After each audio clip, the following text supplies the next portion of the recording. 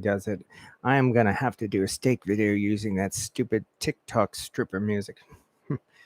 Oh, well, here we go. Hi there. Welcome, everybody, to Cast Iron Wednesday, which is something of a YouTube tradition among a whole bunch of the smaller cooking channels on YouTube, where we get together every Wednesday to do a video on cast iron. Most of the folks do pre-recorded videos because they're smarter than I am. Me, I've been doing this live video thing for almost 2 years now, where basically I cast caution to the winds and hope no disasters occur.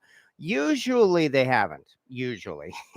But nonetheless, though, thank you everybody for showing up here on YouTube Live tonight, where we are going to be, like always, playing with some cast iron. And here in Massachusetts, oh, good, it looks like the temperature's gone down a little bit. We are down to 87 degrees here in Massachusetts. So, yeah, the temperature's actually cooling down a little bit. We hit about 95 today, and we're going to be having a real heat wave here. In that we're going to be having over 90 degrees for the next 4 days after this, at least up until Monday. So, well, what can we say? It's July, and we definitely have to grin and bear it. But that's one reason why I'm doing something easy in regards to cooking in cast iron tonight. And then we're also going to take it easy and do something of a Q&A or ask me anything. So thank you, though, everybody. Oh, let me do this. Thank you, everybody, for showing up, though, here. It's always nice to see the people who do show up on a regular basis, like hello to Janet Bautista, 4Jim44. Hello, Hippie Longshanks, and Rick Stumbau. Val's Black Cats Rules. Nice to see you back here again. And Kimberly Miller and Clico. Yes, again, I'm really glad to see folks showing up here like we do every Wednesday. I guess I'm keeping you all entertained enough to keep showing up, and I'm very glad to hear that. Or see that rather. Actually, let me do one thing to show you how hot it is. And we'll see if we can get this around here without killing my video feed. Here we are.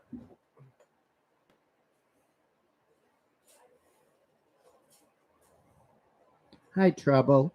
Let's see if I can get him. And as you can see, here's some of my cast iron collection as well. Yeah, I think Trouble is looking at everybody here. So, yeah, he is lying down on the floor nice and serene because he's hot too, unfortunately. After all, he's wearing a fur coat in 87-degree weather. But that's all we can do right now is do our best to keep cool. So, anyway, okay, here we go. And yes, hello again. Glad got things figured out with the house. Oh yeah, that's the other major thing, I guess. Yes, it seems like after waiting for going through this for really the entire year. You know how the whole apartment thing started out in like about January or so, and finally it got to the point where the last couple of months, I have been working with a real estate company to go the distance. And it looks like finally we've gotten to the point where I got a notice in email 2 days ago. Yes, your mortgage has been approved. You'll be receiving a letter in the next several business days. And I'm presuming that's when the actual closing date is going to be revealed. So, yeah. So, you know how these things go with these stupid lawyers and the banks. It's like, your mortgage has been approved. We just need this statement from the bank. Then next day, we need another statement from the bank. Then today, we need these two more statements from the bank. I'm so glad when this is all going to be over. So, but yes, I mean, it's also because of that, with any luck, crossing my fingers, this may be the last live video done in my kitchen. This kitchen, that is. Well, no, actually, if I figure right, next Wednesday for Cast Iron Live, well, Cast Iron Wednesday, how about packing cast iron for moving? We'll see how that happens. But right now, we're here to have some fun. And hello, Honey Badger. Hello, Happy Cast Iron Wednesday. And Kimberly Miller and Rick Dees. Rick D. Trouble. I'd like to lie on the cold tile too. Yeah, exactly. He's not as no. He is definitely a smart cat. Maybe a little too smart for his own good. So, and hello, William Hurt. And yeah, Trouble. He's laying long. Yeah, I think he just went after a fly or something. But yes, so that's how things are going on my end. And now that now that we've said hi to everybody, let's have some fun, shall we? And turn the camera over to, well, what else? To the stovetop, where we have got here tonight. Actually, the one in the top right here, we're not going to be using right now. That again is the Eaton Canadian-made cast iron pan, because I haven't found a place for it yet. What we do have heating up here, though, in fact, I could probably even turn this down a little bit, is one of my favorite pans to use, and you've seen this one quite a bit on this channel. This is the good old This is Lightning, my number 7 Red Mountain BSR pan, which has some interesting marks on it that look like cracks, but they are not. And that's one reason why I call this pan Lightning. The other reason is because it has turned out to be a really, really great cooker. This thing seems to heat up at lightning speed. Meanwhile, in the back here, I've got one of my number 3 size pans. In fact, this is a Griswold slant logo, no less, number 3 size pan, which I'll be using for the second one of these. And what are we doing tonight? Well, as I mentioned in the title of the video, cheese. Yes, and we've got here over here. I've been doing my best to prepare it, and it's really nice and easy. When I saw this video, when I learned about this one, this is one of those things that caught my eye, and I just knew I had to give it a try. What is it? It is saganaki flaming cheese. And even though the word saganaki sounds like it might be Japanese, it actually comes from Greece, or the Romanian area there of Greece. And it is, in fact, just that cheese that you set on fire doing the flambe routine. And I'm certainly looking forward to giving this a try. And here is the cheese, in fact. I went out and found the right kind of cheese.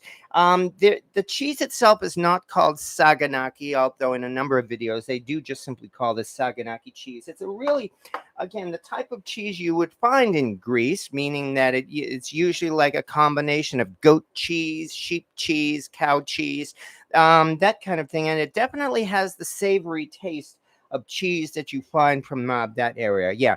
That's also where feta cheese comes from too. So that gives you an idea of the taste of this. It definitely has something of a savory taste to it. This is a pretty hard cheese. But it's got a nice taste to it too. I do like it. This particular one, in my area, there is a genuine international market, and I believe it's actually run by folks from Romania, and they actually have some genuine European cheeses out there, including this one that I have trouble pronouncing. How does this go? Kefalo Gravera cheese, which they actually marked in a sign that this is excellent for saganaki. So I figured I had to give it a try. Also there in that same rack was one called Kasseri cheese, which is a more familiar type of Greek cheese, and another one that you may want to consider if you want to give this a try.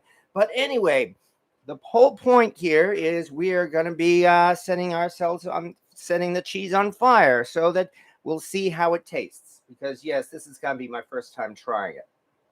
But you better believe I am looking forward to it. Anyway, the ingredients are very simple. We have, of course, the cheese. Got some water here. Maybe I think I need to get another dish because I realize this cheese is too big for the dish.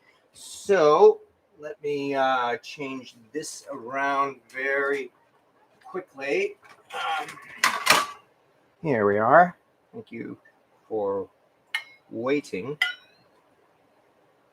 There we go. That's a little better. And I was surprised as well. Let me lay this down here. There we go. Room. I was surprised to hear that you actually dip the cheese in water to get it in order to coat it with flour. You'd think that with grease you would actually be using olive oil, but no, actually you do use water. And Okay, so anyway, all we have to do is we take the cheese, we dip it in water, then we coat both sides with flour, and then into the pan it goes. Oh yeah, which reminds me, also one other very important ingredient I have standing by: kitchen fire extinguisher. You know, better safe than sorry. So, okay, here we go. And so, actually, while we're doing this, let's heat up some olive oil here. Because, yeah, you do use olive oil. Big surprise, I suppose. Oh, I hope that's not too hot. Okay. Well, no time like the present. We start by, there we go, dipping the cheese in water. Now, we then give it a crust of flour. That's really not too difficult. There we go. Poof, poof, poof. And into the oil it goes. Where this is, of course, you know, frying cheese. Let me wash my hands here. Frying cheese is very fast. This whole thing is probably going to be done in just a couple of minutes or so. So obviously, we just need to be sure that this stuff develops a crust. And then once we do that, we will then add some brandy, and then away we go. Just to be safe, I think I'd better brush off some of this extra flour here that got all over the place. Because, yeah, I don't want there to be too much of a chance of problems occurring. So there we go. In fact, I'll better move this flour over to the side. And whoa, damn it, that's hot. Okay, now I'm definitely moving this over to the side because I really don't want to take any chances. Better safe than sorry. All right, we're probably already at the point where we can put the cheese. Yes, indeed, that did not take long at all. And again, my oven is still, or my stove top is still, unfortunately, is not level.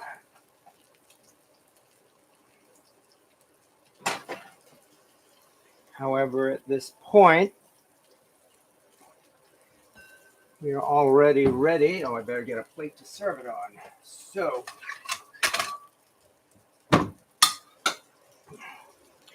I'd say at this point, we're ready for the show. Let's move down a little bit, in fact, so that we can get a closer look.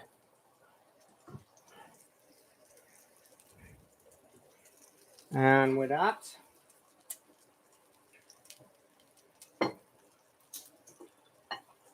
okay, now here's the thing is that when we set this on fire, we're supposed to yell, "Opa!" So, let's do it.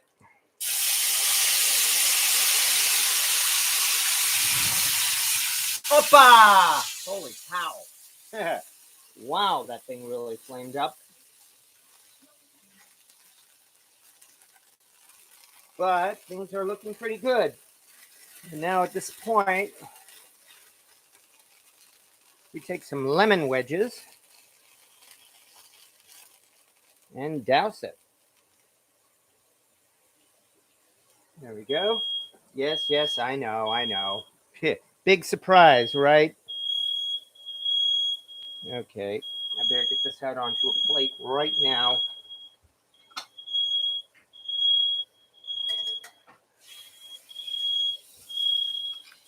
There we go. Well, there is that. Okay, now that that's out of the way, as you can hear, I better take care of this fire alarm.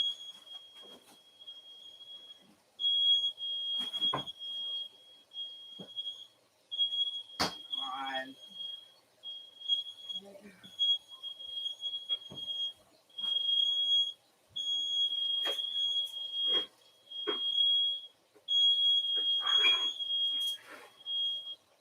There.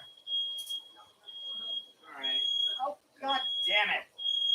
Sorry. Sorry, we're still working on this. Turn this off right now.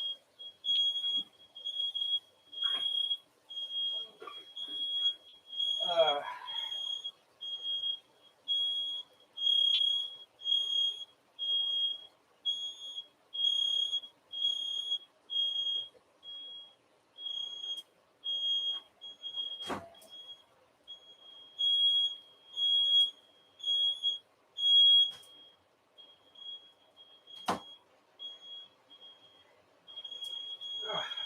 We're getting closer. Boy, that thing really worked. I'd say that flambe. Push that button. Yeah, no kidding.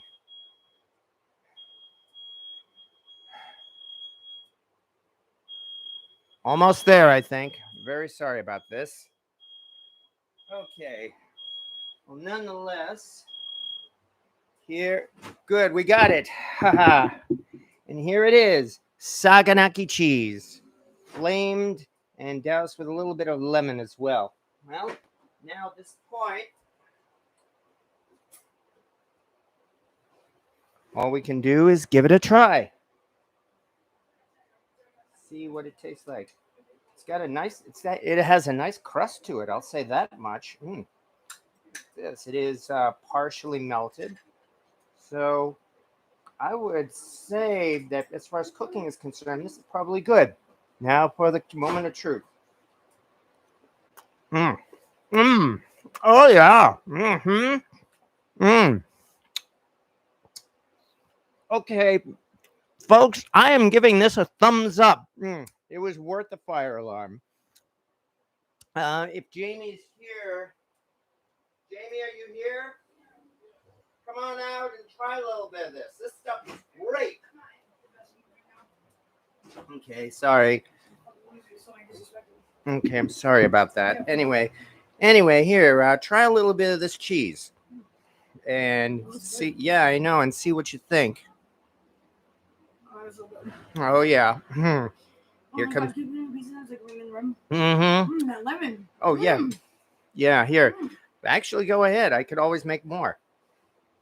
There you go. Okay. Well, that just got a thumbs up from Jamie as well. So yeah. Oh yeah. So there you go. That was saganaki cheese. And you better believe we're going to be doing this again, even though it set off the smoke alarm and everything, but boy was that ever good. So okay, if you're moving, this might be the best snack you could make. Yeah, tell me about it. So, yeah, believe me, once I move into my place and I have to pay my friends back for helping me move, you better believe I'm going to be making this for them. What kind of cheese is it? It is Greek cheese. That's the best way to describe it. There is not one single brand of cheese that is used for this. Greek, if you look in the Greek cheeses, you'll find several of them, although it has to be harder than maybe feta. The most common kind of cheese used with this is called Kasseri, Kasseri, I think it is. But this is a brand of cheese I had never heard before, but it's got a nice, well, what can you say? It's like sheep cheese or goat cheese, and it pronounces this one Gravera. Anyway, you don't have to get something quite as exotic as this, but I am not regretting it. I'm also not regretting the cost either. This was a really, really good thing.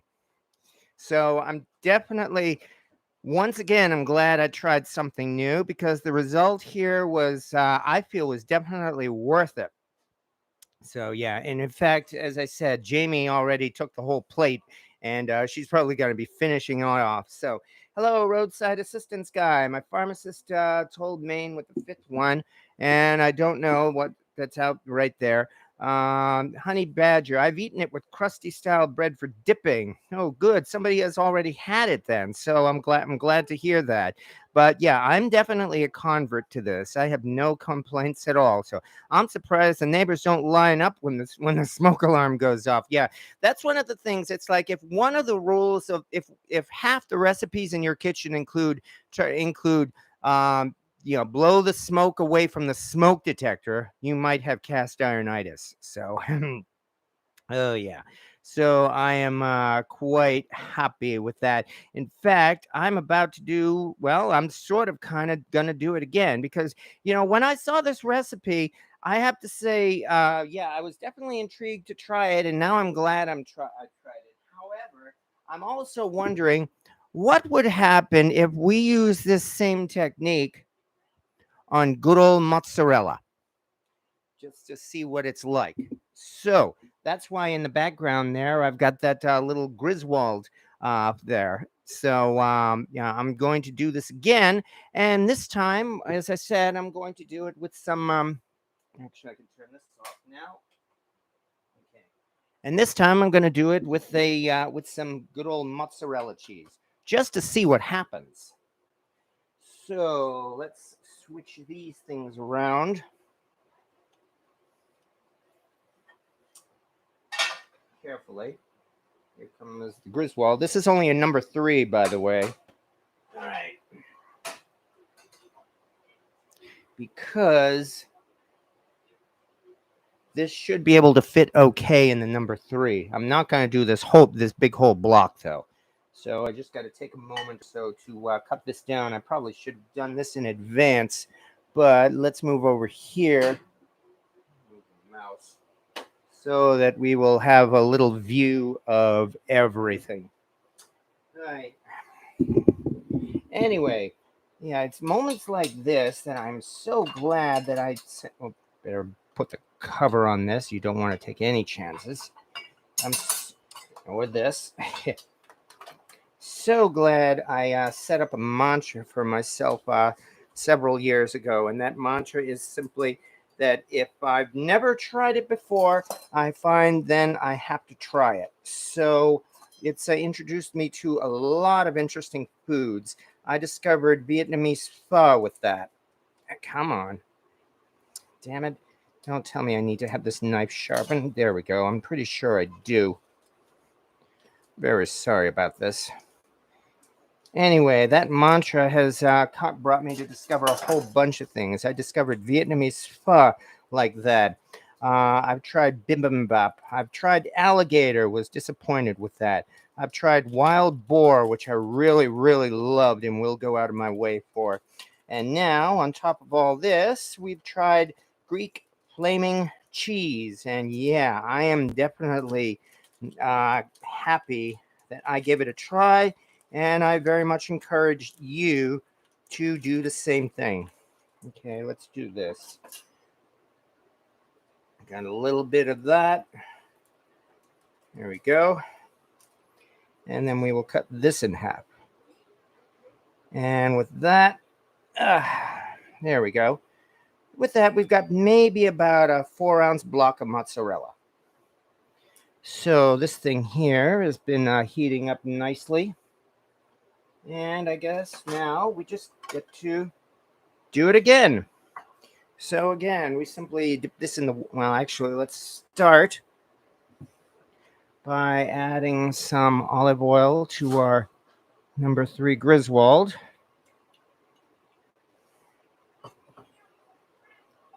There we go. And then from there, we dip one side of our mozzarella, dip the other side, a little bit here, a little bit there. Okay, little by little. And with that, we are about ready. So in we go.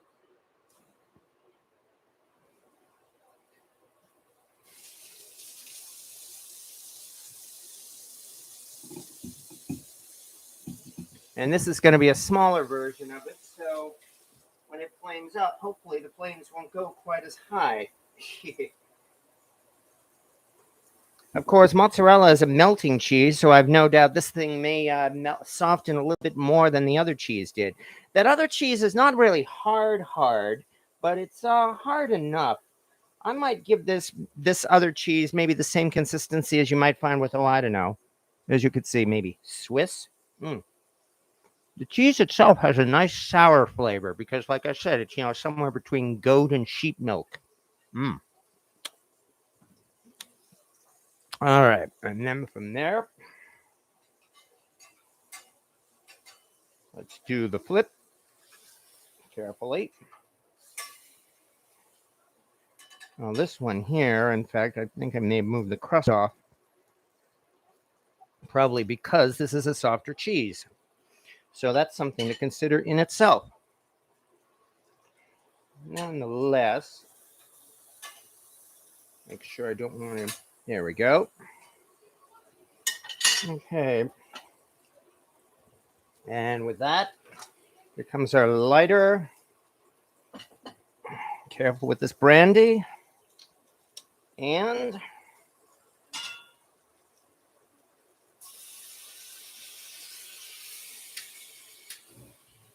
There we go. This one did not flame up quite so high. Hopefully, the smoke detector won't go off. In fact, it seems like it's going out already, doesn't it? So yeah, definitely less of a flare-up, thank goodness. And with that, here comes our lemon wedges.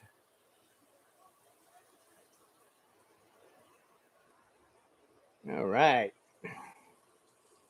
That sure didn't take long at all. That's pull out one more dish.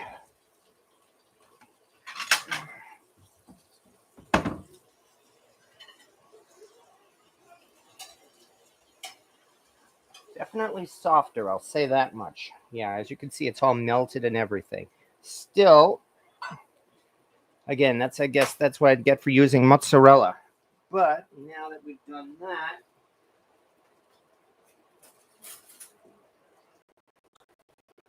once again, we have the moment of truth. How does she taste? All right. Well, yeah, you can tell this is definitely mozzarella from the way it pulls. And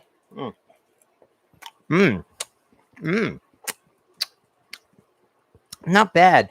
Probably because I did not use as much brandy. There isn't quite as much of that back flavor on it. But I'm definitely not regretting this.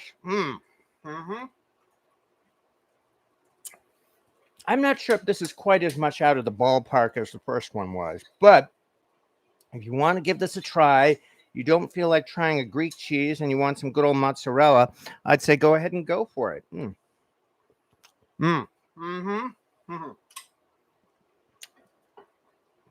So I'm quite happy.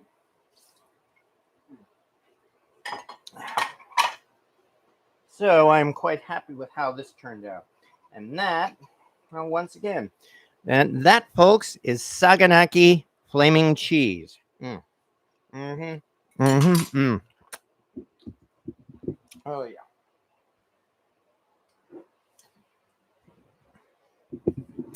And we're off to a better start than I thought. I mean, we're already almost half an hour into this, but I knew this thing would not take up the entire show. That's the one reason why I will be changing the subject in just a minute or so. Honey Badger says, I do suggest orange squeezed over the top instead of lemon. Yeah, that's not a bad idea either. Of course, it's your dish, so feel free to do what you want with it. Our heat index today, I think, was 119, says Cynthia Wesley. Ouch, my condolences there. So, yeah, I'm definitely dripping with sweat myself right now. Especially after cooking over this hot flame here. But I'm doing okay. I have been drinking a lot of fluids. Oh, now what? Hold on. Sorry, a dish fell. Anyway, I've been drinking a lot of fluids today anyway, so I'm actually feeling good. I'm sweating, yes, but no, I am not feeling weak or anything like that. So I am doing okay. Papa Dan, yeah, haven't been depressed, just sick. Well, that's good. I told the doctor that I would get over it. I'm hard-headed, runs in my family, and you say that I need a Louisiana person to cook gator for you. Yeah, I am definitely gonna have to try gator again. As I mentioned, the one time I tried gator, I'm pretty sure it had been poorly cooked because it was rubbery. Yet I keep hearing that well-prepared gator actually has a taste just like chicken. So I'm definitely going to give it another try. Craig Warner. I'm also in the middle of moving to a new apartment. Yeah, so we all know how fun that is. That's for sure. So we got y'all heat index off the chart degree. No kidding. What's y'all temperature? Yeah. So anyway, that is what we have here. As I said, this was a number 3 size Griswold. So in fact, yeah, if you're wondering what to use a number 3 size cheese cast iron pan for, I'd say this dish probably wouldn't be too bad either. So, and you might want to use a little bit more brandy on this than I used. I mean, you saw the first one, really, the flames went way high up there. The second one, not so much because I was probably too conservative on the brandy. But Okay, so anyway, that, as I said, was Saganaki flaming cheese. What year was the Griswold made? I've never seen anyone like it. That is a slant logo Griswold. That was the first design of the Griswold logo when they started putting the Griswold logo with the cross on their pans. As Griswold experts will tell you, they started out with the Erie series and also one that said Griswold's Erie. And then around, I believe it was 1905, I think, or maybe even earlier, um, they changed over to the Griswold logo with the famous Griswold cross. The first generation of this was the slant logo Griswold, like we saw here. Let me see if I can do this without dripping the juices here. Let me make sure there. There we go. And now that we've done that, this again is the slant logo Griswold, which could be anywhere from maybe I might even be over dating it. It might even be like maybe just before 1900, but definitely up until around the 1910s to 1915 or so. After that point, they changed the Griswold. They changed the Griswold from the slant logo to the much more famous large block logo Griswold that everybody knows so well, and it's probably the most famous version of the Griswold. And that really started maybe around the late teens to 1920s, and it ran to the 1930s to maybe 1940s at the very most. So that is the first version of the Griswold. But having done that, I got Bruno Denise. I said I got a little 7 inches cocotte as a gift from Santana Foundry. Well, nice, here in Brazil. It's yeah, cocotte. That's a fancy name really for a Dutch oven, or at least that specific style of the Dutch oven or French oven, I guess you could say, because that design, I believe, does come from Europe or maybe France. So, and yeah, the best I could say is get a lot of use out of it. So, and thank you very much, Debbie. Looks like a flat bottom. Yeah, I noticed that as well. I mean, even though that's a number 3 size, and even though it is a slant logo Griswold, it does not have a heat ring on it. You are correct about that. So I'm actually surprised as well. But as far as I know, that is genuine and not like a counterfeit. Okay. Captain Kirk, I have a number 9, and it doesn't look like that. Okay, Rick D. Remember I was telling you that lodge walk? I went back and snagged it for $15. Well, congratulations, Cynthia. That was definitely a real score. However, let me do one other thing here. There we go. Put on the light. Because now it's time for part 2 of the show, as promised. Let's bring this over and let us have a look, shall we, at the rack. Let's see if I can get this right. Sorry. There we go. That's pretty good. Anyway, there it is, too. So, as I said, this is, again, part 2 of the show is where I turn this over to ask me anything or ask me almost anything, because this is indeed my cast iron rack. It has somewhere around 100 pieces on it, maybe more. I'm going to have to recount, and probably recounting when I move would not be a bad thing.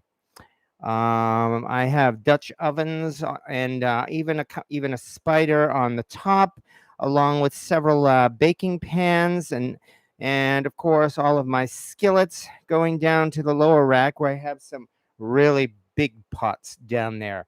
And at this point, as I said, I'm pretty much opening this up for a discussion in which you could pretty much ask me anything about it, about any particular pan, or ask really cast iron questions in general, and we will see what happens. Walk was perfect, but I stripped anyway. Yes, no, that's true. You never know who, what, when, where, or why. I mean, for all we know, what if that walk had actually been used as a bird's nest, or had been sitting in somebody's basement for a decade, and mice or other critters might have used it as their own nest? So things like that are why it's a good idea to strip an unknown cast iron pan.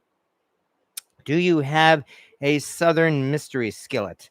Um, at this point, I do not. I had one in the past, but no, actually, I think all of mine can be identified. I do have a couple of gate mark pans nonetheless.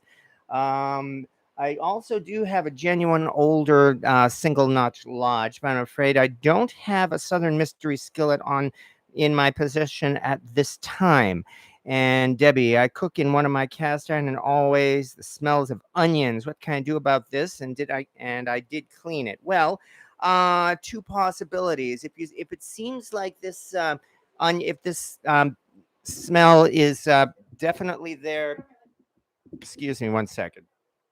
Okay, if it seems as though that smell is there in the seasoning, essentially, then two things I might suggest. One is you could try baking on another layer of seasoning, namely, take the pan as is, put it in the oven, heat it up to really hot, like 450 to 500 degrees, and bake it like that for an hour, so that presumably any additional residue in the seasoning should burn off and become, well, more seasoning.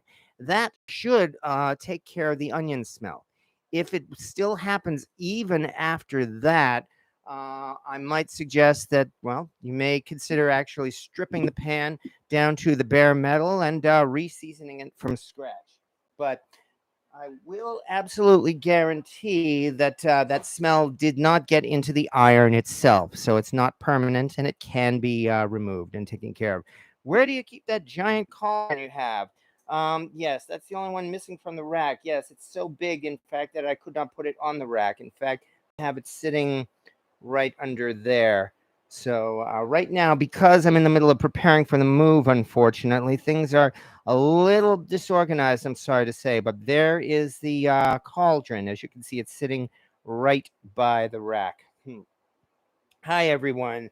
Merry self-ending. No, you're not late. After all, the live is still in progress here. Thank you very much for showing up. So thanks. I'm not going to do it now. It's too hot. Yes, I know. I know what you mean. So, but nonetheless, I hope the onion smell is not out of the question until it gets cool enough to be able to take care of that. So the other option might even be take it out to a grill or something outside and try heating it on the grill that way. Okay, well, yes, I regret leaving it, but burned early the next day, and did a snatch and grab. Oh yeah, that's about the walk. And again, congratulations on that score there. So, okay, going through here, Val's Black Cat's rules. I'm getting a hernia just thinking about moving all that iron. Yeah, I'm really looking forward to it. But it has to be done, of course.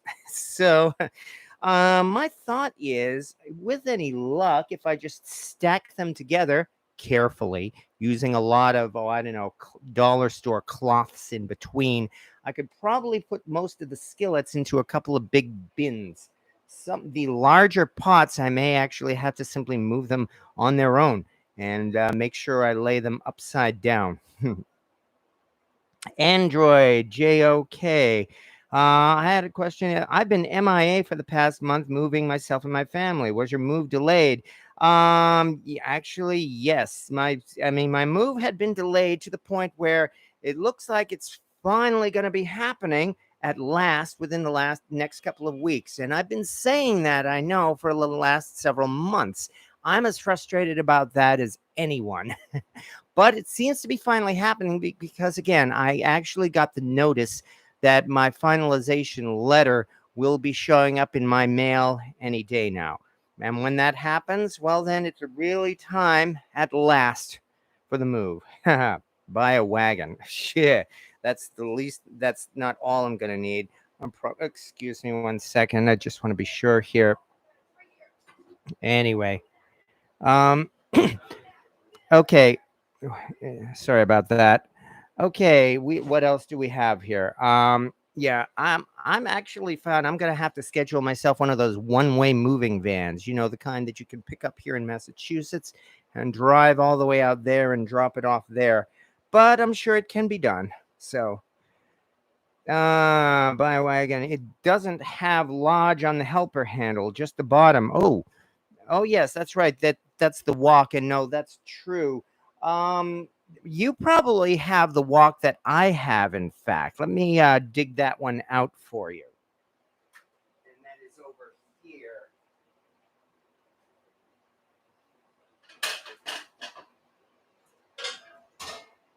Here it is.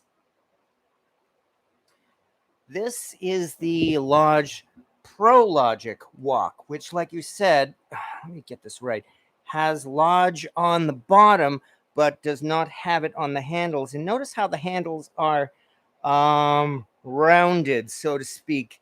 This was developed at least maybe 10 to 20 years ago before Lodge standardized their handles so that all of their handles on their pens look the same. That's what this is part of their Pro Logic series where they did everything with no sharp edges. Everything had rounded corners. Now let me put this back because it's heavy. Okay.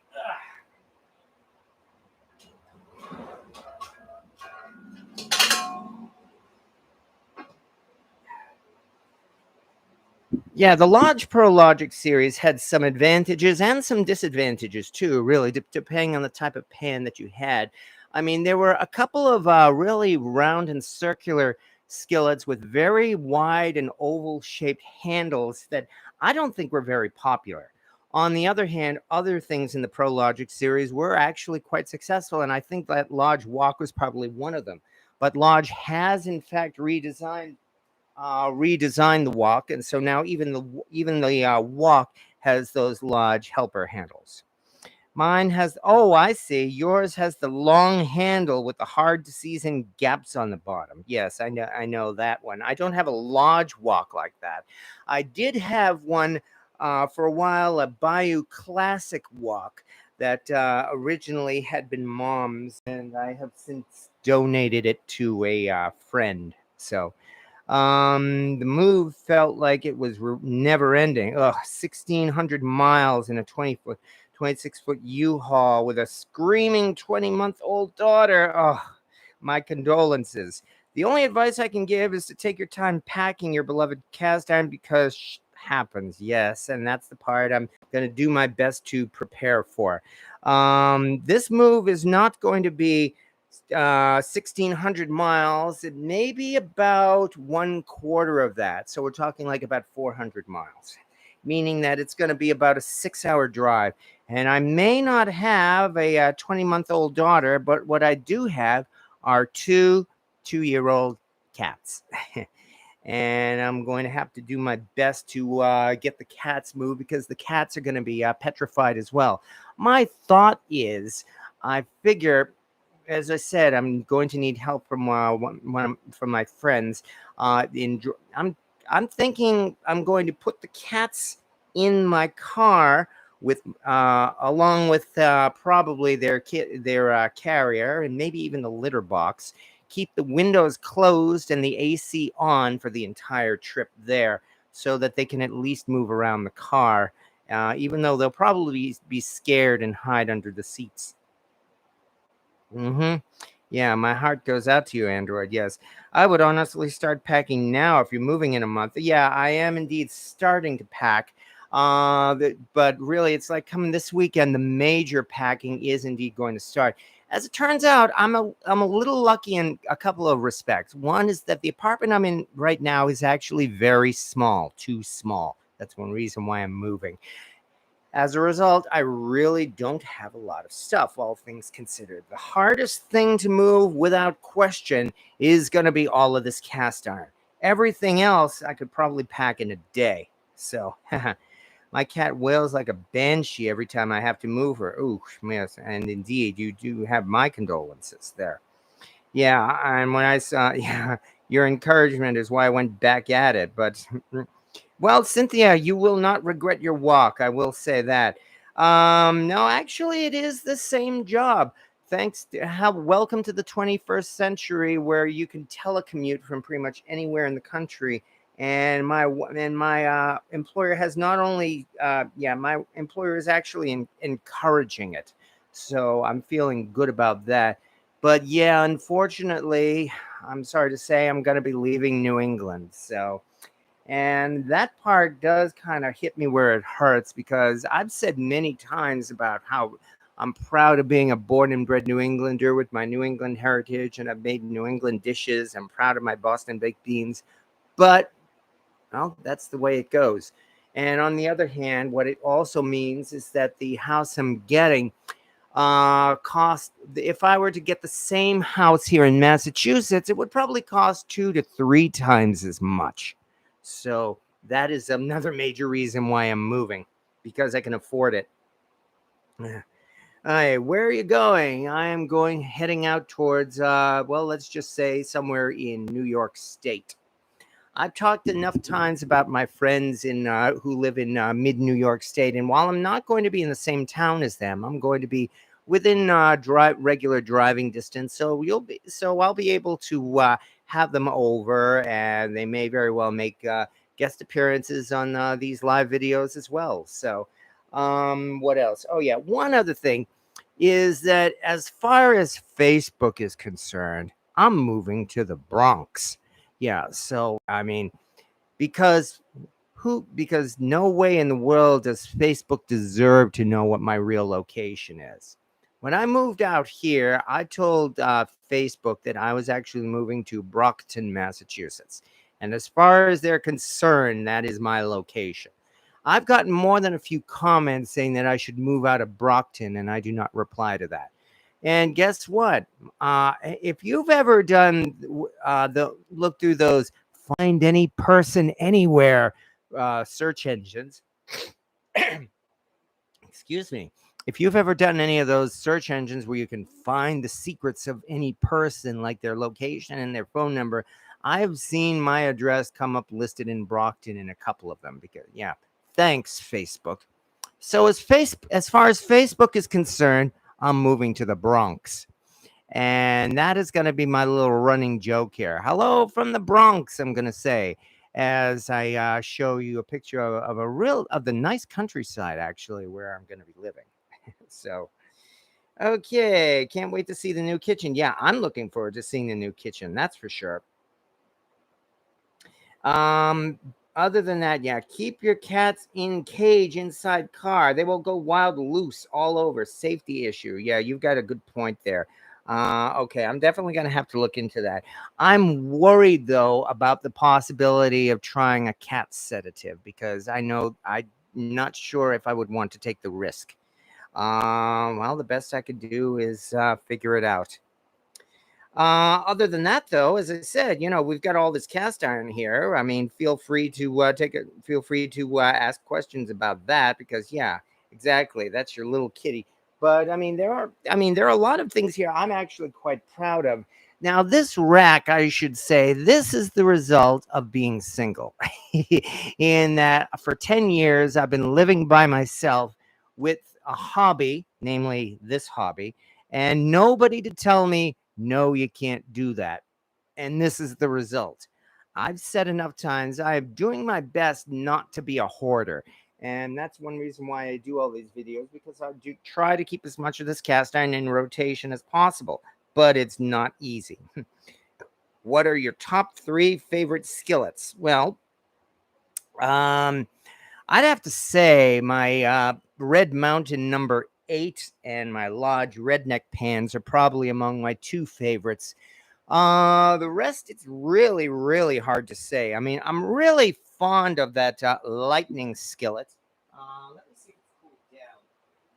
Oh, good. It's cooled down to the point where I'm no longer burning myself when I touch it. So, as I mentioned before, this is Lightning, my Red Mountain number 7. It's a handwritten Red Mountain as well. And again, you see these marks on the back that are on the bottom that look like cracks. They are not cracks. They're actually casting flaws. I believe they call it sand shift, namely the sand in the mold shifted and produced those marks. And as I said already, I am really fond of that pan because again, it cooks like lightning. So I'm quite happy with that. And then, of course, we can move into things like the Stargazer, the Finex. The Finex pan skillet I reach for. It pretty much is my go-to when I want to sear a steak, for instance. On the other hand, I've got my gate marked number 7 um, 19th century skillet, which is has been my go-to cornbread pan. So, and yeah, you can't forget Stumpy, that's for sure. Stumpy right now, by the way, is living in that drawer, that broiler drawer underneath the at the bottom of the oven that a lot of people have. He is in there. He is, of course, my number 14 sized BSR skillet. And he's been in a lot of these videos, and I've no doubt whatsoever that he's going to be in quite a few more. Do you have any pieces that are rust resistant? Right now, no. Lodge did produce a line of rust-resistant pans several years ago, and I did actually succumb to temptation and get one of them myself. And I seasoned it, and I enjoyed it, and I forget if I ended up selling it or just simply giving it away. I honestly do not remember. But I mean, only because my my collection is so big that it's really have it's hard for me to keep all of my skillets and my pans in use. So I didn't mind. There are some of them that I found that large rust resistant skillet, I found it was good enough that I could make it disposable. Consider this with a rust resistant skillet. Once a cast iron pan is well seasoned, then rust is going to be a very low concern. So, I mean, being rust resistant is good in some instances, like, say, a camping skillet, for instance. So, if you're going out camping, I think I better get another view here. There we go. So, if you're going out camping, for instance, having a rust resistant skillet is not a bad thing. Um, Other than that, Val's Black Cats rules. I moved to from Albany, New York, to North Tonawanda, New York, 350 miles. Oh yeah, they did calm down. Yes, yeah. Now I know. I mean, I realize it's going to be difficult moving the cats, but I've also no doubt that they will be able. They will be able to calm down and get used to their new locale, especially since it's bigger. How was Brimfield? Brimfield was a lot of fun. I went out on Sunday on the last day of Brimfield, hoping to find some closing day bargains. And while I saw a lot of cast iron, I always seem to see a lot of cast iron at Brimfield. There really wasn't too much, I'm sorry to say, in the way of outstanding bargains. Yet that's really actually pretty much the norm for Brimfield. You see, that's the thing. It's like I've boasted about making some fantastic scores at Brimfield. Yes, I will not, and I'm actually quite proud of that. But I have gone to Brimfield a number of times, and there have indeed been a number of times when I've gone out there, and I really have not found anything that that I could say changed my life. Brimfield is definitely an experience you need to see at least once in your lifetime. But I cannot guarantee that you will find something absolutely incredible that you can also afford. You will see many amazing and incredible sights, but whether you can afford any of those incredible sights, that's hard to say. I mean, yes, I did manage to score my big cauldron at Brimfield. I've scored a few other things at Brimfield, including a chef knife, including my Griswold Dutch oven, including, my Monarch cast iron bunt pan. All of which I was really proud of the price I paid for them. But all of them were unexpected. I was not expecting to run across anything that good. So at that price. JD Hype John, I wish Lodge would make a rust-resistant camp Dutch oven. Yeah, a camp Dutch oven probably would not be a bad thing.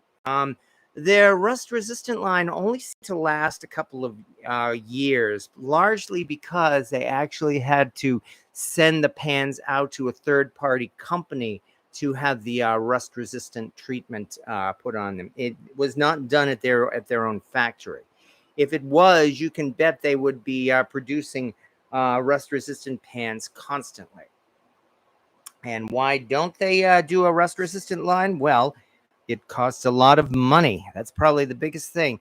And perhaps that rust-resistant line may have been a test to see whether it would have been worth it to invest in a rust-resistant line. The fact that they let it lapse and fade away suggests that, at least as far as Lodge was concerned, they may have decided it was not worth it to make the investment and build a permanent rust-resistant treatment. And they might have to poop. Oh, yeah, that's right. Stop the cats. Well, yeah, if I keep the litter box there in the car, who knows? Maybe they might be able to do it that way. And besides, even though the cats, have transitioned to outdoor cats, I would not want to trust them outside the car in an unknown area, because I don't want them to run away and get lost. So I really want to be careful about that. Do you have a panini grill style pan? To be honest, no. Again, I don't. I do not have a grill pan. I myself personally have not found much use in having a grill pan. I had past tense a grill pan, and I barely, if ever, used it. I do have my large sportsman grill with the cover, and the cover, in fact, does have a grill underside, so I can actually use it as a grill if I want to, and I've barely, if ever, done it that way. But that's just me. Other people get constant use out of their grill pans, so it's really a matter of taste. In my case, I have to say no, I don't. So that was almost me into walk. It's funny how no matter, honey badger, it's funny, no matter how many skillets I collect, I will always love my first restoration, the unmarked Wagner number 6. Yes, for baking, and my piqua, best to cook in, sulfur pitted and all. Yeah, okay, well, obviously you always remember your first time restoring a cast iron pan. Mine, for instance, was my redneck skillet, my Lodge 10-inch skillet that has a Bass Pro Shops logo on the underside, which I have not forgotten, and I still do my best to try to put to good use. Honey badger, grill pans are great if they're someone else's. Yeah. Well, yeah, there's the question of cleaning it. Actually, cleaning a grill pan is really not that difficult if you have the right tools for the job. A couple of suggestions. One, of course, would be just a little steel wool. You could crumple up a ball of aluminum foil into a ball and use that to scrub the grill pan, or have a chainmail scrubber.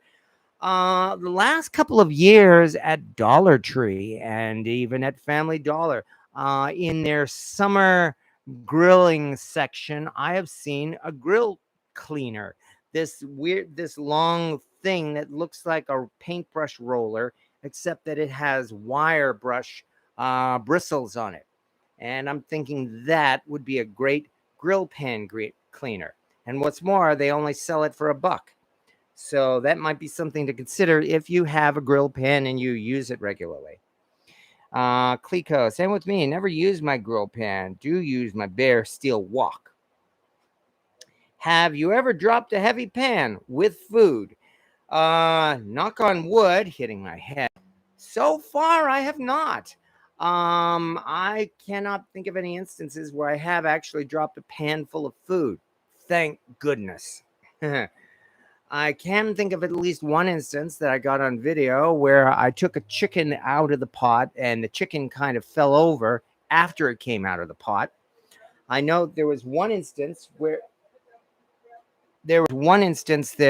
I actually, with my cast iron bunt pan, I made a cake, and then as I was lifting the bunt pan, it slipped and fell right onto the cake and smushed it. So yes, that was fun as well.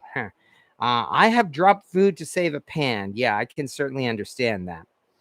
William Hurt, you don't want to have cats loose in the vehicle, and furthermore, I have had tough experiences like that moving cats in the past on the interstate. Ooh. Okay, so in other words, then I'm definitely going to have to put them in in carriers. I have one carrier. I'll have to get another one. All right, but thank you for the advice. I'm not liking the idea of keeping them in there for 6 hours, but if it has to be done, then it has to be done. So, which again makes me wonder, I should probably speak to my vet about a cat sedative, if that's at all possible. Okay, whoops, careful, don't want to drop this. And yeah, Lodge has tools for cleaning them. Yes, exactly. I love an old toothbrush to clean the grill pan. I use stiff bristle Lodge brush on the grill pan.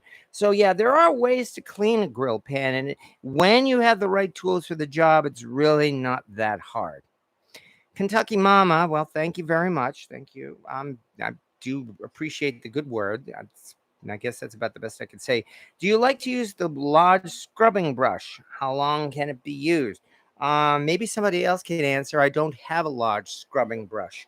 I have a chainmail scrubber that I received as a Christmas present in 2012, which means I've been using that one almost every day for almost 10 years, and that chainmail scrubber is still working just fine.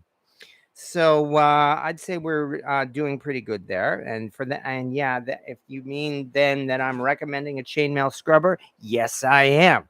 A chainmail scrubber is terrific for everything except enameled cast iron. For the cats, melatonin and real catnip will keep them in their cages. Well, I certainly hope so. I almost crashed my truck with two cats in my truck. Okay, I'm definitely taking your advice on that. So I have to get one for myself. Have you ever warped a pan? Yes, I have, as a matter of fact. In my earlier days of cooking, when I was first learning how to cook, I made the same mistake as a lot of people, and I used way too much. I turned the oven up way too high on a regular basis when I was cooking, to the point where I was actually getting flare ups, little grease fires in my pan much more often than I would have liked. Namely, I never, it should be, but I was getting them.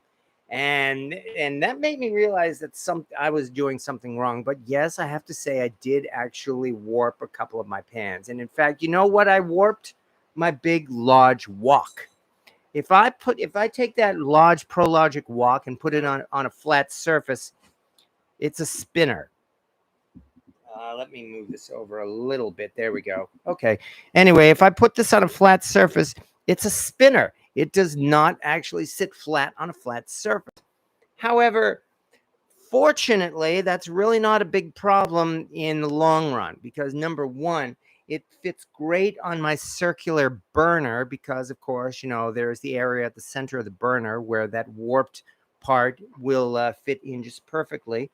And besides, unlike a skillet, with a wok, having a sweet spot in the center with an especially hot point is a good thing. In fact, the wok is designed for that. A skillet, not so much. And I do have a couple of spinner skillets as well. But with the wok, I've found I have not had much of a problem with it. Nonetheless, yes, it is true. I did in fact warp some of my pans, and that's the other thing.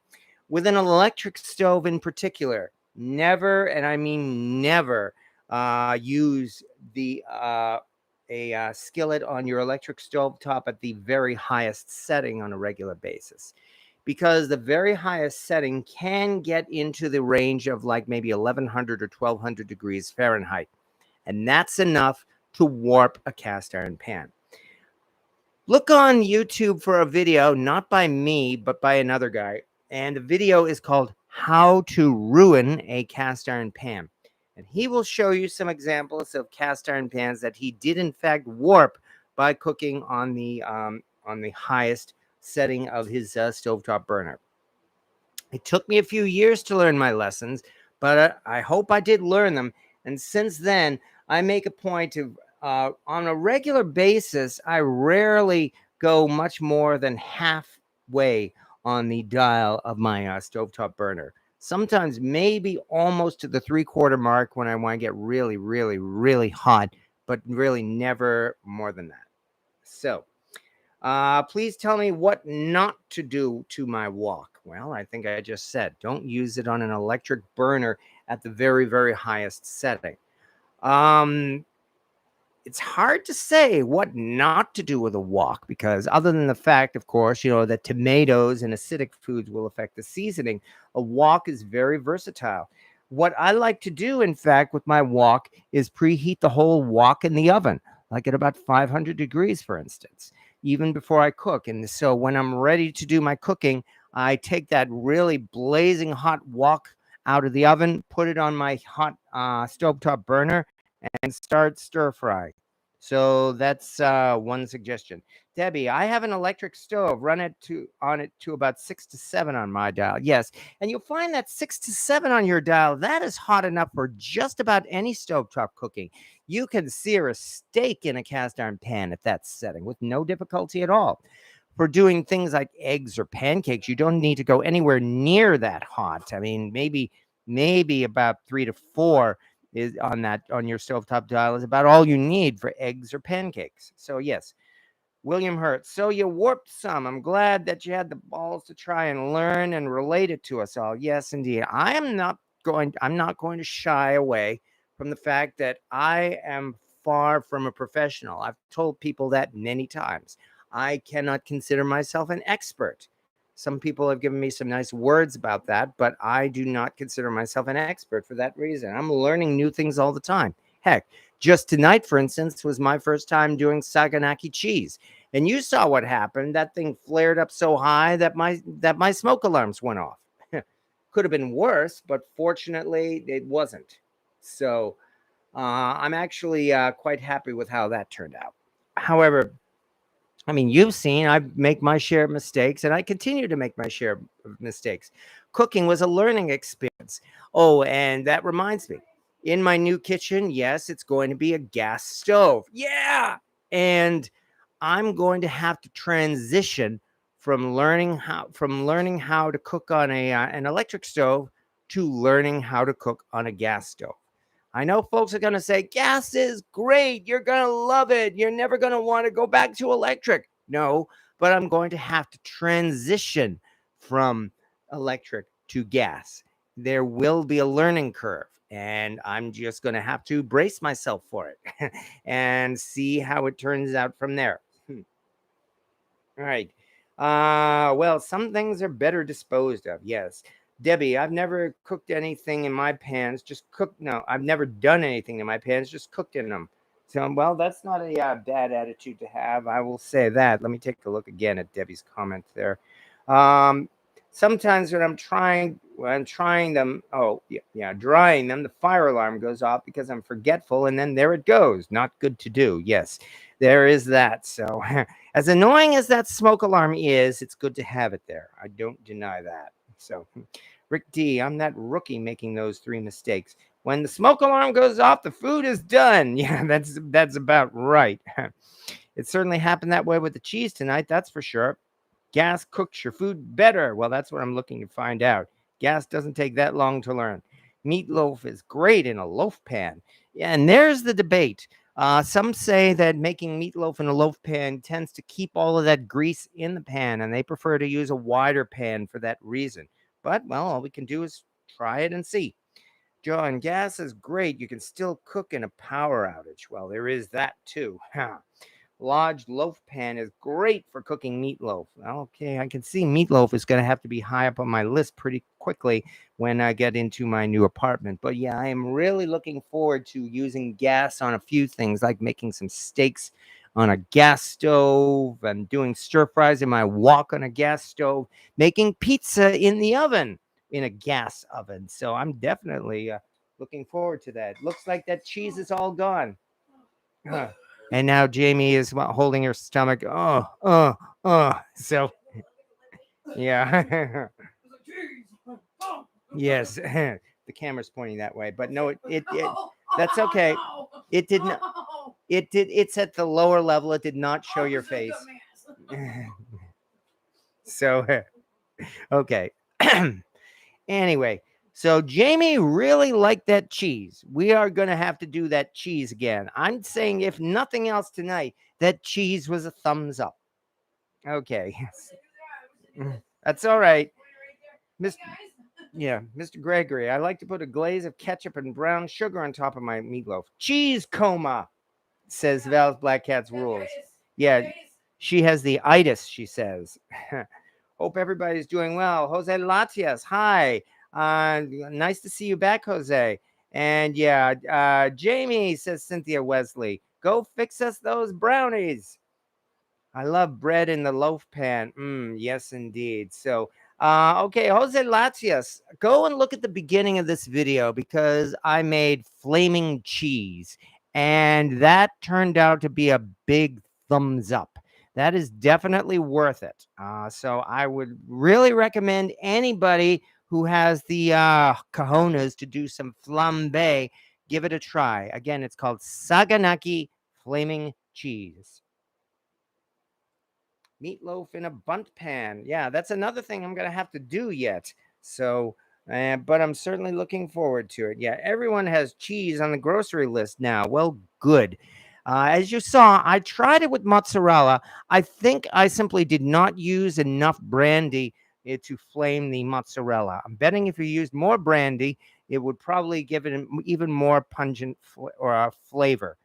White sharp cheddar cheese. Yeah, that's not a bad plan either. That might actually go better with this than maybe the mozzarella. I chose mozzarella because everybody knows mozzarella, and I figured it would be encourage more people to try it by using a cheese that you are familiar with. But no, you're right. Actually, I mentioned this Greek cheese. I can't even pronounce it. Has more of a more of a sour taste because again, it's like either a sheep cheese or a goat cheese or a combination of them. And it's very tasty though. But yes, I would say sharp cheddar cheese might not be a bad thing to try with this as well. I haven't been around working. I've been working a lot. Somebody got fired. Oh yeah, I know that feeling all too well, Jose. And yes, oh, that's so much fun. Really glad you did the flaming cheese. Well, thank you very much. I'm not sure. I'm still not calling myself an expert. Could be that mozzarella is a low-fat cheese, and that's why it didn't flambe as much. You might be right again. I'm not going to disagree with you because I'm not an expert, and everything you're saying certainly does make a lot of sense. I guess all I can say is try it yourself. Go out of your way and get some Greek cheese or even a different kind of cheese and see what you think.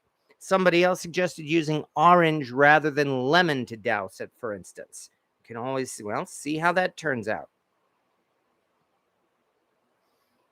All right. Meanwhile, we've still, let me see, there's got to be a run on cheese. And are you leaving Jamie cast iron to cook in? Absolutely. Yes, indeed. I've got some plans left to, to donate to Jamie and also to Mama Bear as well. So, yes, no question about that. I've got a couple of special pans for Jamie. I'm going to make sure her kitchen is well stocked and she is not going to have to succumb to getting dollar store pans. Ugh. I don't think they sell pans at the dollar store. Well, then Dollar General pans. So, yeah. So not to worry about that. Okay, I think I'll comment here. Some dollar store kitchen utensils and even Dollar General kitchen utensils are not that bad. Like, for instance, I regularly get wooden spoons, for instance, and wooden spatulas at Dollar General. Um, the one thing I absolutely will not get at Dollar General or Dollar Tree would be a chef's knife. Those things, the ones that they sell for like $1 that are made in China, thin stainless steel, and have a weird, fine serrated edge. I would not want it to. I would not want to anyone to use those things. I would consider them to be dangerous, in fact, because you know what they say: a sharp knife is safer than a dull knife. So if there's one thing, I mean, whether or not you get your any stuff there at the Dollar General, do not get a chef's knife. Even if you just go, like, say, I don't know, get a somewhat better quality chef's knife, even at Wally World from I don't know, from Calphalon, for instance, or even if you're lucky enough to get a Dexter chef's knife, do not get a dollar store chef knife. Other stuff probably, but not a chef knife. Okay. Oh boy, I love cottage cheese in any form. My late night snack is cottage cheese and pineapple chunks. Oh, great. You just described Jamie's one of her favorite things, yogurt and pineapple. Papa Dan, I put a pinch of mustard powder along with brown sugar and ketchup for my meatloaf topping. Okay, so yeah, I can see meatloaf is turning into a popular subject tonight, and I'm gonna have to say meatloaf will have to be one of the first things I make in my new kitchen. But as it goes now, I mean, as I said, I've put my rack out really pretty much for any questions that you like, and I'm glad the conversation is going so well. Though, as I said, feel free to ask questions in regards to the rack and the cast iron. So there's almost no cast iron at any of the garage sales this year. Well, I think everybody is trying to be conservative. That's probably the best I could say there, unfortunately.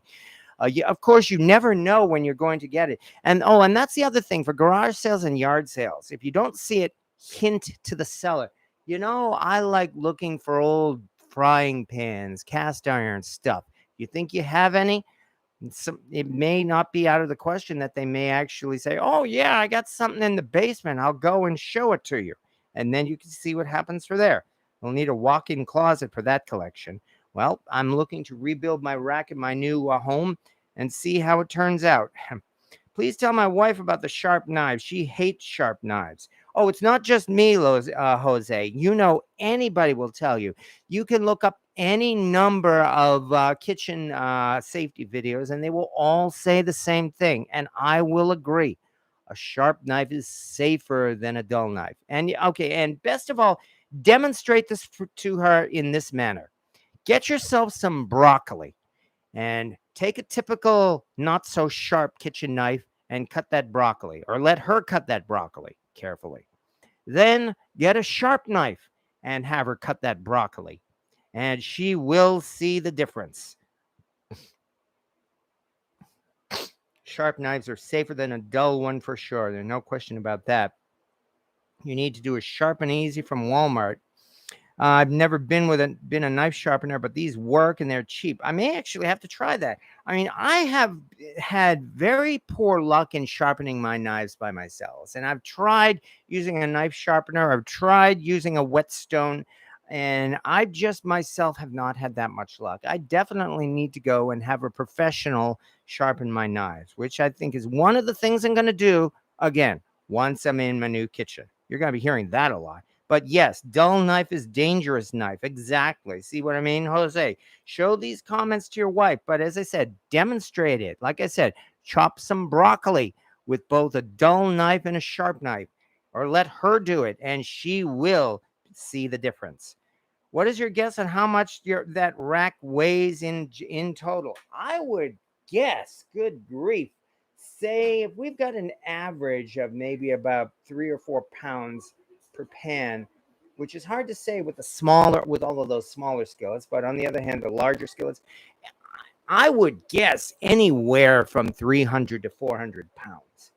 Now, I got that rack in particular because it says it can take all that weight. And yeah, it can take all that weight. It says it can take like about 300 pounds per shelf. So that's the main reason I got the rack. But yeah, this whole collection here, easily anywhere from 300 to 400 pounds, I would guess. So, Bob asks, I got a Betty Crocker serrated butcher knife in my grocery store and have never been able to find another one. So I sharpened it on a wet grinding wheel a couple years ago. Still cuts good. Well, congratulations for that. I use a whetstone on my Henkel knives. I believe she's just afraid of sharp knives. She doesn't like them sharp. She prefers them dull. I always tell her she's going to cut herself, but she doesn't believe me, and usually she does cut herself. Well, that's the thing again. I mean, other than her cutting herself, as I said, try to demonstrate from her. Try to demonstrate it for her. I'll say broccoli one last time, and then I'll shut up. Linda Lerb. I have a large cast iron rack. Nice. I have 78 pieces from elderly family members. I love it. Well, you definitely have got yourself a treasure there. I mean, family heirlooms and everything. That's the type of thing you want to leave in your will to family members. Any thoughts on a Jim Beam 10.5-inch griddle? Well, number one, okay, I'll say it. It's Asian made. Pretty much any major mainstream cast iron pan made in the modern era that's not by Lodge is probably made in Asia. On the other hand, It would still cook just fine. We've said many times, Asian made cast iron, it will cook just fine. And if you've got political reasons not to use a Chinese cast iron, you could certainly not use Chinese cast iron. So just take that into consideration with the Jim Beam griddle. If you don't mind using a modern Asian day pan, go ahead and use it. You'll enjoy it, just like any modern day cast iron pan. Linda Lerb, try stropping your knives. Watch YouTubes. It's so easy. Oh yeah, I'm glad I'm going to be moving soon too. As I said, I've been doing this whole I'm going to be moving thing since the beginning of the year. I am sick and tired of it. Jamie is sick and tired of it. And I know you're sick and tired of it. I want it done. I want to get it over with. And it looks like it may very well finally happen within the next couple of weeks. Honey Badger, I have the same rack with a very similar collection. Mine's holding about 500 pounds. Yes, that's exactly what we're talking about there. And that's why they call it cast ironitis. You started that talk last year. Yes, I did. Actually, I started half-heartedly looking for a new apartment last year. On one hand, I regret it, and another hand, I don't. Because between last year and this year, the rental rates skyrocketed. But we know that already. Everything skyrocketed between last year and this year. There's nothing affordable here in this town, which is why I decided to take the advice of my friends and finally make the investment and actually buy a house. And that's the reason why I don't regret it. Because if I had found an apartment last year, I might still be in that apartment rather than moving to my own home. So good things come to those who wait. Well, yeah, I've been waiting. I want the waiting to be over. But you're exactly right. So, and thank you for your input. Soon you'll be wondering where everything is. Well, yeah, there is that too. Oh, yeah, is it in this box? Is it in that box? This is why I feel, I mean, what we saw that flaming cheese tonight may be my last cooking for a couple of weeks or so. As I said, if I figure right, next week we'll be packing cast iron here on Cast Iron Wednesday, which would be an interesting experience in itself. Tell Jamie we are going to miss her, but we won't forget her. The Wednesday night gang. That I will definitely pass that on, Papa Dan. No question about that. Oh, and by the way, Jamie is actually doing good too. I mean, besides the fact that she's got herself a boyfriend. What? Papa Dan. We're going. Yes, we're going to miss her, but we won't forget her. Tell her that. I miss all you guys too. Yeah, I know. Oh, Jesus. Oh, yeah. Oops, sorry. On the other hand, as we said, fortunately, things seem to be looking up for you too. I mean, besides the fact that you've got a boyfriend, but also, I mean, yeah, well, also that as I said, things are looking good for you as far as the apartment is concerned too. So that's all the detail you need to go into. Yeah, so what? Yeah, we don't know yet. I mean, we can't trust it until we're actually moved in, because that seems to be the only way to be sure. So, yeah, and I'm so happy for you. Well, thank you again. But yeah, we love Jamie. Yeah. On the other hand, I have to say I'm really looking forward to spending some time in the new place. But I better not go into any detail until I'm actually moved in. Okay. Wow. And at this point, though, we are getting on to that time again, I think. Actually, I'm surprised there weren't as many questions about my cast iron as I thought. But nonetheless, I'm glad we had the conversation going. But if nothing else, I'm really glad with how that cheese came out. And I'm serious. That was fun. That turned out great. And you better believe I'm going to be doing that again. That was delicious. And yeah, once I treat my friends in my new place, you better believe I'm going to be making them some special dishes, including some saganaki flaming cheese. And let me recommend that to all you folks as well. Give it a try. If you've never done flambe, well, be careful, but there's a good way to start.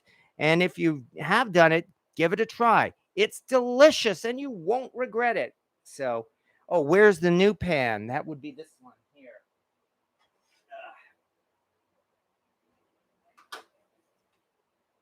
The Eton.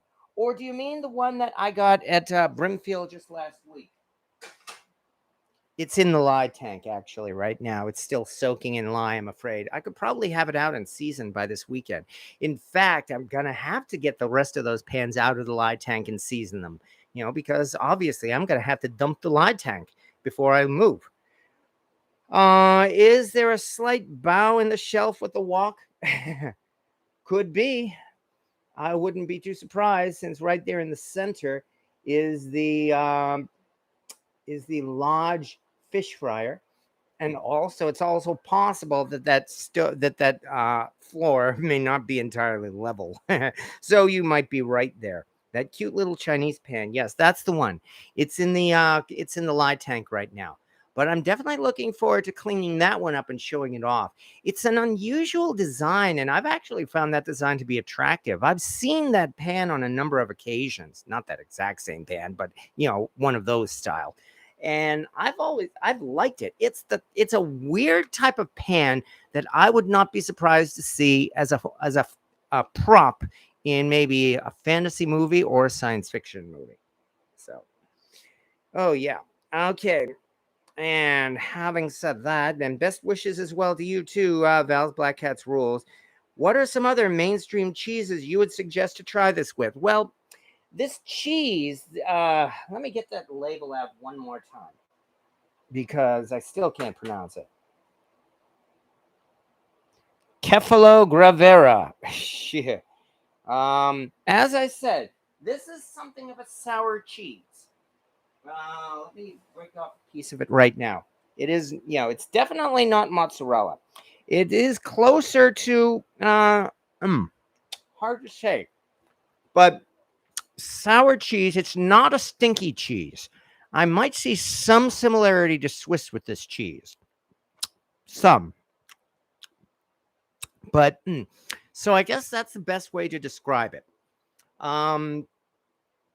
Consider a sour cheese then and see how it goes there. Need to have wine with cheese. Oh, definitely. Well, yeah, you saw the brandy went right in. Do you get your pieces down to bare metal all over, or have you left a few of the little spots of old stubborn seasoning? In some cases, I've left some of the really stubborn spots on, especially on the outside, because of course you're not going to be cooking on the outside. So, honey badger, I moved last year. The lye tank and the e-tank were one of the hardest parts. I had very valuable pieces in there and had to make them movable. Well, yeah, there is that. Well, all I can do is just keep take my time and prepare as best as possible. It's not as nutty as Swiss. Yeah, I would agree there, Val's Black Cat's Rules. I guess you've had this kind of cheese. So look for Greek cheese. Again, not feta. Feta is much too crumbly a cheese. So you do need a more solid cheese, as I found out. Jamie is not moving, I'm afraid. She is actually going to her own apartment as well. But well, what can you say? We come to the end of a chapter and we move on. But with any luck, what comes next will be even better, I hope. And having said that, as I said, I think we are getting into that time. And anyway, again, what it looks like is, with any luck, and I'm crossing my fingers here, next week's Cast Iron Wednesday is going to be packing cast iron for moving at last. And then we will go from there. But especially, I mean, as I say every week, and I mean this every week, thank you everybody for keeping this conversation going, because that's really the best part of this entire live experience. Well, cooking that cheese was a lot of fun, yes. However, even more fun having you folks all here to see it and comment it and keep the conversation going. And that's really why I have been enjoying these live videos. And I can only thank everybody that much for being here and for making this all so much fun. And again, I can only give you all the credit for that. Thank you very much for showing up, everybody, especially in this heat. Oh, good God, I am dripping with sweat, even though the temperature has actually gone down to 83 degrees. All right. And thank you for sharing a part of your day with us as well. Blue Val's Black Cat's Rule starting to snore, yes, and it's a work night for me, so I definitely will have to get going. And I can only thank everybody once again for their time tonight. Thank you so much. I hope I've done my best to entertain you, and we will do this all again next week. Thank you for showing up, everybody. See you next Wednesday.